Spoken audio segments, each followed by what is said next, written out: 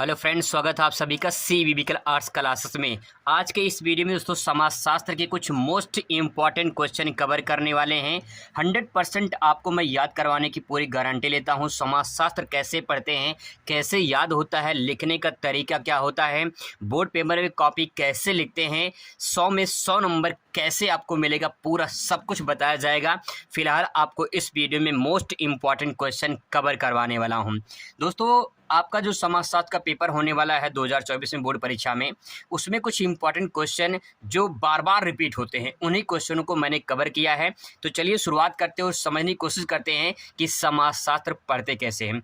एक बात बस इतना समझ लीजिए, समाजशास्त्र में समाज की बातें होती हैं और समाज में घटित जो घटनाएं होती हैं उन्हीं के बारे में अध्ययन करना होता है, जो वैज्ञानिक पद्धति से होता है, कुछ सामाजिक दृष्टि से होता है। आइए समझने की कोशिश करते हैं कि कैसे हम इस प्रश्न को तैयार कर सकते हैं, जो काफ़ी बार जो है एग्जाम में पूछे गए हैं और बहुत ही मोस्ट इम्पॉर्टेंट क्वेश्चन मैंने सेलेक्ट किया है। चलिए शुरुआत करते हैं आज का एक बेहतरीन वीडियो। दोस्तों, यहाँ पे क्वेश्चन आपके सामने है। क्वेश्चन देख सकते हैं, जनसांख्यिकी संबंधी सिद्धांतों एवं संकल्पनाओं का वर्णन कीजिए। इसी क्वेश्चन को अथवा करके पूछ सकता है, माल्थस के जनसंख्या सिद्धांत की विवेचना कीजिए। तो अगर आपसे ऐसा सवाल पूछता है, चाहे जनसांख्यिकी संबंधी सिद्धांत जो हैं, संकल्पनाएं हैं, वो आपसे पूछ ले, चाहे किसी का नाम देकर माल्थस के जनसंख्या सिद्धांत का पूछ लेता है। ये इंपॉर्टेंट है, इसीलिए मैंने माल्थस का यहाँ पे लिखा है। अब इसको लिखने का तरीका क्या है, यहाँ पे आप दे सकते हैं, माल्थस के जनसंख्या सिद्धांत आप हेडिंग डालेंगे और इनके बारे में थोड़ा सा लिखेंगे। कैसे लिखेंगे? रॉबर्ट थॉमस जो है, यहाँ पे थॉमस लिखा हुआ है, थॉमस का नाम है, इनका नाम है थॉमस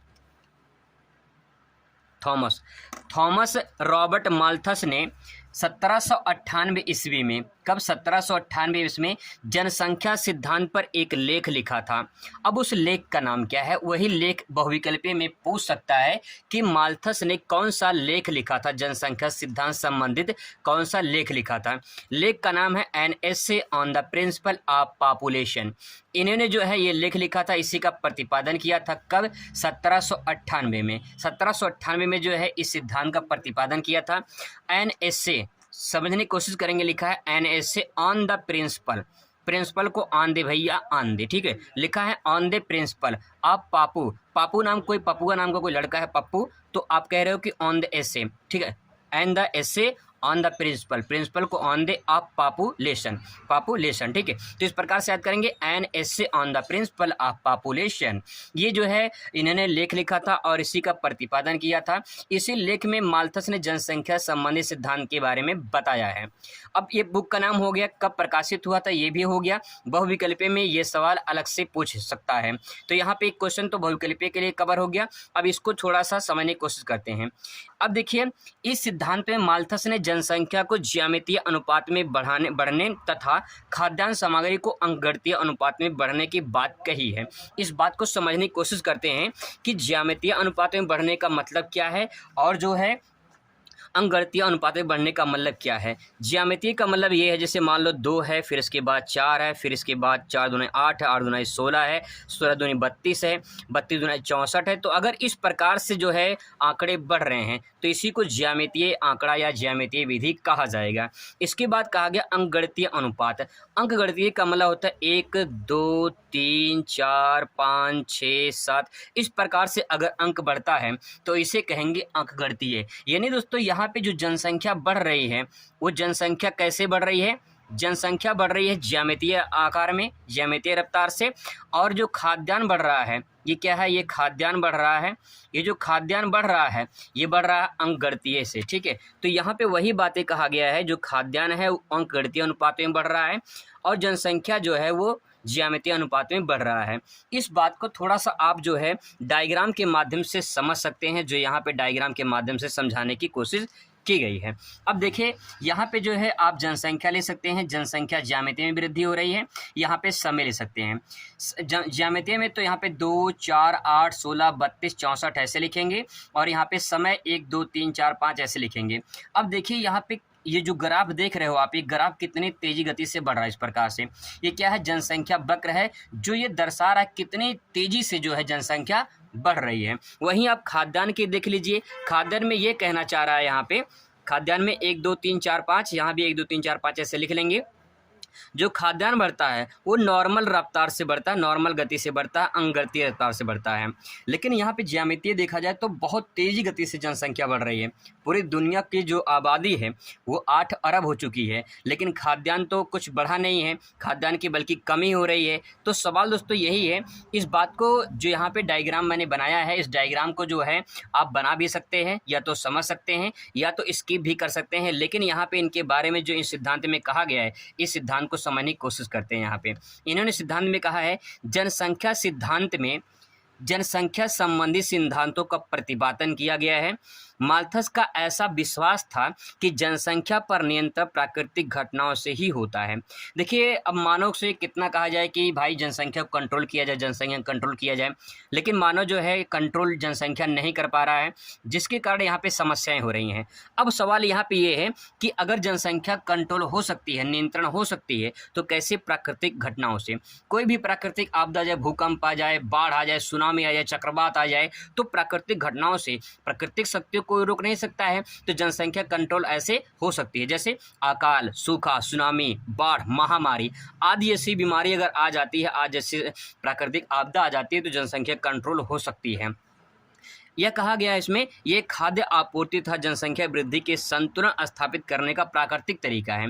भाई सिंपल सी बात ये है, अगर सरकार करे कि हम दो हमारे दो, जनसंख्या कंट्रोल या जनसंख्या नियंत्रण करने की बात कही जा रही है, लेकिन जनसंख्या नियंत्रण नहीं हो रहा है, तो कभी प्राकृतिक आपदा जब आती है तो प्राकृतिक आपदा के द्वारा जनसंख्या नियंत्रण हो सकती है। आगे ले सकते हैं, इसमें माल्थस का मानना था कि जनसंख्या में वृद्धि ज्यामितीय गति से होती है, जबकि खाद्यान्न में वृद्धि अंकगणितीय गति से होती है। यदि जनसंख्या नियंत्रण नहीं होगा तो प्रत्येक 25 वर्ष में जनसंख्या दुगनी होने की प्रवृत्ति रखती है। अगर नहीं किया गया तो जनसंख्या जो है प्रत्येक 25 वर्ष में दुगनी होने की प्रवृत्ति रखती है। अगर जनसंख्या नियंत्रण नहीं किया गया तो ये भी कहा गया है इसमें कि प्रत्येक 25 वर्ष में जनसंख्या क्या हो जाएगी? जनसंख्या दुगनी होने की जो है अपने आप में क्षमता रखती है। जनसंख्या क्या हो सकती है? जनसंख्या दुगनी हो सकती है 25 वर्षों में जनसंख्या अगर कंट्रोल नहीं किया गया। तो आप इस प्रकार से इस क्वेश्चन को ऐसे समझ सकते हैं। यहाँ पे माल्थस के अनुसार इन्होंने 2 बातें कहा है, इसमें ले सकते हैं कि जनसंख्या में वृद्धि ज्यामितीय गति से, जैसे कि 2 4 6 2 4 8 16 32 64 ऐसे बढ़ती है, जबकि जो खाद्यान्न होता है वो 1 2 3 4 इस प्रकार से बढ़ती है। तो आप इस क्वेश्चन को इस प्रकार से भी समझ सकते हैं। तो यहाँ पे देखिए अध्याय 3 है और यहाँ पे चैप्टर का नाम पहले था भारतीय लोकतंत्र की कहानियाँ। इस चैप्टर को बदल के जो है एक नया चैप्टर इसका नाम हो गया है संविधान एवं सामाजिक परिवर्तन। चैप्टर बस बदला है, बाकी टॉपिक वही है, चैप्टर के नाम जो है परिवर्तन किए गए हैं, सारा टॉपिक आपको वही मिल जाएगा। तो पहले कुछ इंपॉर्टेंट पॉइंट है यहाँ पे, इसको कवर करते हैं। यहाँ पे देखिए सबसे पहले पॉइंट ये है, 26 नवंबर 1949 को 1949 कैसे? इटाली के 49। तो 26 नवंबर 1949 को भारतीय संविधान को स्वीकार किया गया था। ठीक है, तो यहाँ पे आप इस बात को लिख सकते हैं कि 26 नवंबर 1949 को भारतीय संविधान बनकर तैयार हुआ था। ये भी बात आप यहाँ पे लिख सकते हैं। अगला पॉइंट यहाँ पे लिख सकते हैं, ये बहुविकल्पीय में पूछ सकता है और आपके अति लघु में पूछा जा सकता है, इसको ध्यान में रखेंगे। संविधान के 73वें संशोधन में 20 लाख से अधिक जनसंख्या वाले प्रत्येक राज्यों में त्रिस्तरीय पंचायती राज प्रणाली लागू की थी। ये क्वेश्चन पूछा गया है, बहुत ही मोस्ट इंपॉर्टेंट है। आपसे पूछ लेगा किस संविधान के किस संशोधन में त्रिस्तरीय पंचायती राज व्यवस्था लागू की गई थी? तो 73वें संविधान संशोधन में पंचायती राज व्यवस्था लागू की गई थी। मोस्ट इंपॉर्टेंट, तो पिछली बार पूछा गया था 2023 में ही, इंपॉर्टेंट है, इसको ध्यान में रखेंगे। अगला पॉइंट है यहाँ पे, संविधान के किस अनुच्छेद में पहली बार पंचायती राज के संवैधानिक परिस्थिति का प्रदान किया गया है? तो संविधान की किस अनुच्छेद में पहली बार पंचायती राज, सवाल वही है, बस घुमा दिया है। प्रश्न का उत्तर बस थोड़ा सा यहाँ पे आपको समझना है कि क्या पूछना चाह रहा है। तो आंसर क्या हुआ? 73वें संविधान संशोधन में। सवाल दोस्तों यहाँ पे सेंटेंस में लिखा है, इसको यहाँ प्रश्न के रूप में पूछ सकता है कि संविधान किस अनुच्छेद में पहली बार पंचायती राज संवैधानिक परिस्थिति प्रदान की गई थी? आंसर क्या होगा? 73वें संविधान संशोधन में। अगला प्रश्न है, भारत में पंचायती राज व्यवस्था कौन सी व्यवस्था लागू की गई? तो आंसर होगा त्रिस्तरीय व्यवस्था। ये भी बहुत इंपॉर्टेंट है। त्रिस्तरीय व्यवस्था, जैसे आपने नाम सुना जिला पंचायत का, ग्राम पंचायत का, क्षेत्र पंचायत का। जिला पंचायत में जिला पंचायत सदस्य लड़ते हैं, ग्राम पंचायत में ग्राम प्रधान और क्षेत्र पंचायत में बीडीसी लड़ते हैं। तो ये त्रिस्तरीय व्यवस्था है, इसको आपको ध्यान में रखना है। इसके बाद दोस्तों सबसे मोस्ट इंपॉर्टेंट है कि दहेज निरोधक अधिनियम कब पारित हुआ था। मोस्ट इंपॉर्टेंट है, पिछली बार ही पूछा गया था कि दहेज निरोधक अधिनियम यानी दहेज जो है लेना अपराध है, देना अपराध है, इसको एक्ट बनाया गया, कानून बनाया गया और पारित कब किया गया, मतलब कि 1961 में एक कानून बनाया गया, पारित किया गया 1961 में। क्वेश्चन इंपॉर्टेंट, इसको जरूर आप ध्यान रखेंगे। इसके बाद दोस्तों अगला सवाल यहाँ पे है कि राज्य की पुनर्गठन आयोग की स्थापना कब की गई थी। तो राज्य की पुनर्गठन की स्थापना 1956 में की गई थी, इसको भी आप ध्यान में रखेंगे। सवाल अगला है कि लोकतंत्र जनता के द्वारा और जनता के लिए सरकार, ये किसने कहा था। तो अब्राहम लिंकन ने कहा था, अमेरिका के राष्ट्रपति थे। जनता के द्वारा जनता के लिए सरकार, ये किसने कहा था, अब्राहम लिंकन ने कहा था। इसके बाद अगला सवाल है पंचायती राज व्यवस्था की स्थापना किस सन में हुई थी। तो पंचायती राज की व्यवस्था की स्थापना कब हुई थी, 1993 में हुई थी। ठीक है, आगे बढ़े। लोकतंत्र से क्या समझते हैं, ये सवाल आपसे पूछा जाएगा, तो इसकी परिभाषा कैसे लिखेंगे। लोकतंत्र, लोक मतलब जनता, तंत्र मतलब जनता, तंत्र मतलब सरकार, यानी तंत्र मतलब सिस्टम या सरकार। किसकी सरकार, जनता की सरकार। तो क्या लिखेंगे, लोकतंत्र किसी देश की ऐसी शासन प्रणाली होती है जिसमें जनता अपने मताधिकार का प्रयोग करके सरकार का चुनाव करती है। इसमें सभी व्यक्ति को समान अधिकार होता है। जनता द्वारा चुना गया सरकार लोकतंत्र कहलाता है। एक लाइन में अगर समझना चाहते हैं तो बस आप इतना समझिए कि जनता के द्वारा चुना गया सरकार लोकतंत्र कहलाता है। इस बात को आप ऐसे भी समझ सकते हैं।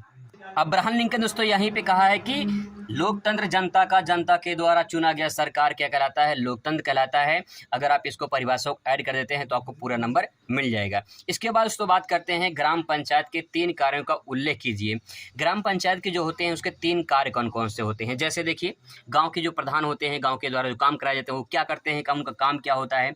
तो ग्राम पंचायत का जो प्रमुख कार्य होता है, गाँव की स्वच्छता, चक्रोट, खड़ंजा, सड़कों की मरम्मत, सड़क मतलब कि जो वहाँ पे जो सड़क होते हैं नॉर्मल, जो खड़ंजा सड़क होते हैं वही टाइप का, बिजली के काम करना आदि का जो है व्यवस्था वो करवाते हैं। जन्म और मृत्यु का जो प्रमाण देना होता है वो जो है वो ग्राम पंचायत देते हैं।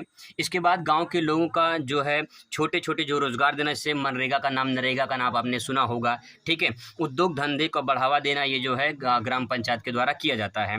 इसके बाद है मेले, चारागाहों, शमशान घाट, कब्रिस्तान की व्यवस्था जो है देखभाल करना, इन सब की व्यवस्था करना जो है ग्राम पंचायत का जो है काम होता है। इन सबको करना पड़ता है। ठीक है, जैसे स्थानीय जो मेले लगते हैं, छोटे छोटे जो मेले लगते हैं वो ग्राम पंचायत के जो है अधीन होते हैं, उसके द्वारा काम किए जाते हैं। इसके बाद तो सवाल है जनतांत्रिक राजनीति से आप क्या समझते हैं। तो जनतांत्रिक राजनीति यानी लोकतांत्रिक राजनीति ही इसमें जो है इसका आंसर हो जाएगा। तो आपने जो लोकतंत्र का जो आंसर लिखा है वही आंसर जो है जनतांत्रिक होगा। जन मतलब लोक, तांत्रिक मतलब जो जनता के द्वारा चुना गया सरकार होता है उसी को जो है लोकतंत्र या फिर जनतंत्र सरकार या राजनीति कहते हैं। इसके बाद दोस्तों बहुत ही मोस्ट इंपॉर्टेंट क्वेश्चन है, दबाव समूह क्या अर्थ है अथवा दबाव समूह की अवधारणा क्या है। ये काफ़ी इंपॉर्टेंट है, इसको हम अगली वीडियो में कवर करेंगे। मिलते हैं नेक्स्ट वीडियो में। Thanks for watching.